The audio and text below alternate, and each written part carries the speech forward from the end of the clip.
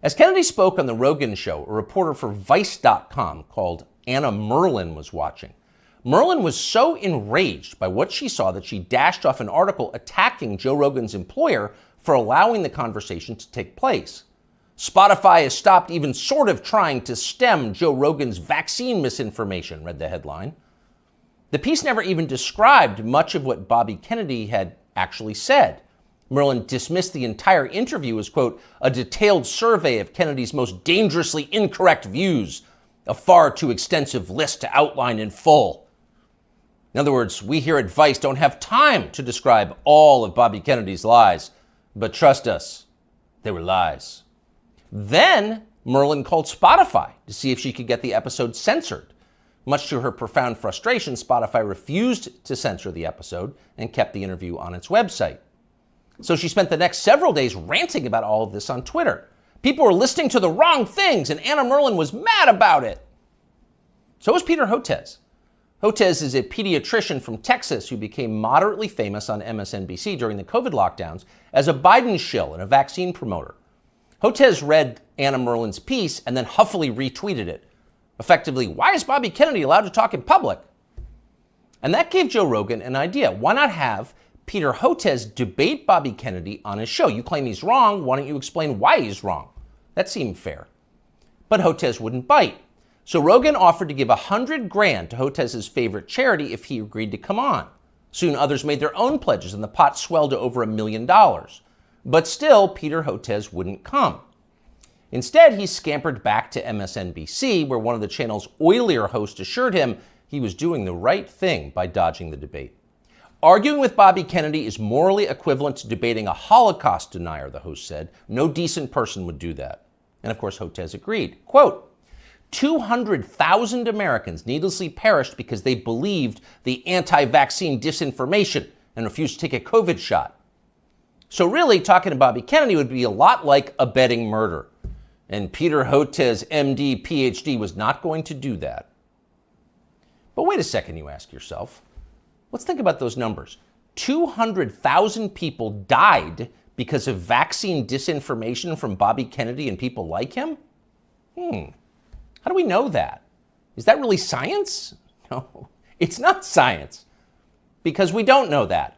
We can't know that. There is no way to know that. Peter Hotez's claim is a political attack posing as science, and he specializes in those. Here he is on television during the so-called pandemic. It's all about mask compliance. That's going to be absolutely critical, because if you don't have masks, remember, this virus aerosolizes. So even 6 feet is not enough. It can go 17, 18 feet, several meters. What we really have to do is have vaccine mandates in the schools. We should have a rule that anyone who walks into a school over the age of 12 has to be vaccinated. This is the nature of the anti-vaccine movement in this country. It's somehow married now to far right-wing extremism and white nationalist group. Anyone who's unvaccinated and has been lucky enough to escape COVID, your luck is about to run out. And I call it anti-science aggression coming from Senator Rand Paul, Senator Johnson, members of the House of Representatives, in addition to those two senators, are killers. It's all about mask compliance. We must have vaccine mandates for children. Take the vax or you will die. Anyone who disagrees with me is a white nationalist and a killer, and probably an agent of Putin. Do we say probably? Let's revise that. Certainly an agent of Putin. Again, here is Dr. Peter Hotez. We're starting to see now those same anti-vaccine messages that's coming out of the U.S. And now we're finding it in Africa and Latin America. And remember, what the other reason we're seeing this is the Putin government has, and this has been reported by U.S. and British intelligence, has been piling on with this whole systematic program of what's being called weaponized health communications, trying to destabilize democracies with anti-vaccine, anti-science messages and targeting. So according to British and U.S. intelligence, anyone who disagrees with Dr. Peter Hotez is a disloyal American working to destabilize our democracy on behalf of Vladimir Putin. Now, by comparison, never in his life has Bobby Kennedy Jr. said anything half that demented. But keep in mind, Peter Hotez claims to have a valid medical license. He is allowed to treat patients. After a while, even MSNBC viewers were going to have some questions about a guy who talks like that, and apparently some of them did. As the lockdowns wore on, the population started to notice that many of the core claims the TV doctors were making were untrue. You'd only need one shot. If you got the shot, you would never get sick. You would never pass the virus to others, and so on. They said these things, as you know, again and again. Ultimately, they were proven wrong, but they never admitted it. They just attacked the people who noticed. Here's Dr. Peter Hotez calling for the Biden administration to arrest anyone who questions the COVID vaccine. The Biden administration has to realize that anti-science is a killer. Disinformation. Yeah. It's not even just disinformation. This is an anti-science empire right now, and we need Homeland Security. We need the Justice Department. We've really got to figure this out, and Health and Human Services will not be able to figure this out on their own. It's not a medical problem. It's a law enforcement problem. They've doubted me. Arrest them! It's a horrifying outburst if you think about it. If you were on tape saying something like that, you would be deeply ashamed. But Peter Hotez is not ashamed. He's become even more grandiose. Hotez has written a self-congratulatory new book called The Deadly Rise of Anti-Science, a scientist's warning, as if you were a scientist.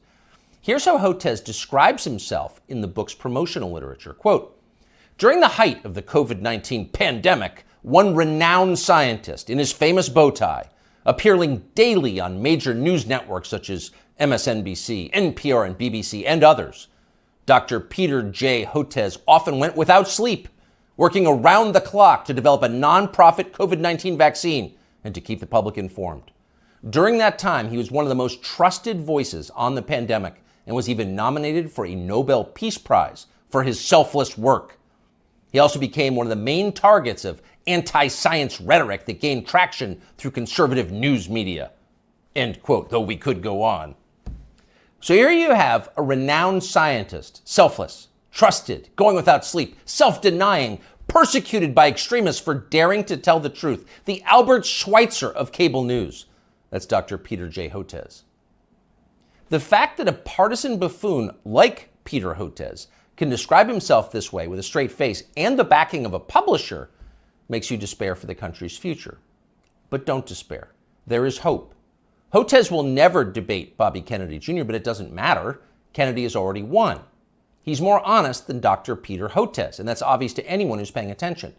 A new Economist poll shows that Kennedy is more popular and far less hated than either major party frontrunner. After almost 20 years of being silenced, Bobby Kennedy Jr. is being heard, and why wouldn't he be?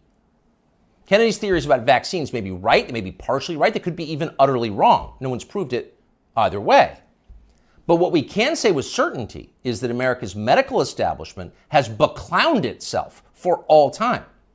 Its official positions on vaccines, psychiatric drugs, puberty blockers, reassignment surgeries, a long list of other politically fashionable priorities have no connection whatsoever to legitimate science. It's all effectively witchcraft. At the annual meeting of the American Medical Association in Chicago last week, for example, delegates issued a statement attacking the body mass index as a tool of, quote, racist exclusion, which has caused historical harm. Next year, they will denounce thermometers and stethoscopes. They're insane. Compared to them, Bobby Kennedy is a mainstream figure, and people understand that. That's why he's winning. And you know he's winning by how his critics are doing. So just 4 years ago, Anna Merlan was regarded as an important expert on conspiracy theories and misinformation. She'd written a book on the topic. Here she is talking about it. I've always thought that in the case of conspiracy peddlers, it's not necessarily a super profitable enterprise to ask whether they really believe it or not, because I don't know what's in their hearts. I don't know what's in their minds. All I know is what they spend their time doing, which is promoting conspiracy theories. In the case of ordinary people, conspiracy consumers, and most Americans are, to some degree, consumers of conspiracy theories. All the studies that we have show that like 1 in 3 Americans believe in some conspiracy theory to some extent. For the people in the very sort of deep end of the conspiracy pool, people who are consuming a lot of conspiracy content, I think it's really important to look at the way it helps them make sense of the world and make sense of our political moment and make sense of a lot of times like what's happening in their own lives. All the studies that we have show that like 1 in 3 Americans believe in some conspiracy theory. Huh? You'll notice the upspeak, the rising inflection at the end of the sentence. That's a familiar tick in Brooklyn. It's designed to turn a declarative sentence into a question and thereby belittle the listener. Do you follow me? Is this too complicated for you? So the lady in the nose ring wants you to know she's smart, but she's not. When Merlin recorded that interview, Vice, where she now works, was valued at more than $5 billion. Genius investors like James Murdoch were showering the company with money. Everyone wanted in on the future of media, which was uptalkers like Anna Merlin lecturing you about racism and misinformation. But that has changed. Last month, Vice filed for bankruptcy. Anna Merlin is still on Twitter screeching about how her critics are transphobic, but nobody cares. Nobody wants to hear from Anna Merlin anymore. The gatekeepers are transparently ridiculous. Everyone can see that. People have started to notice. You often hear people say the news is full of lies. Kennedy's motorcade. 239 people. The death of Jeffrey Epstein.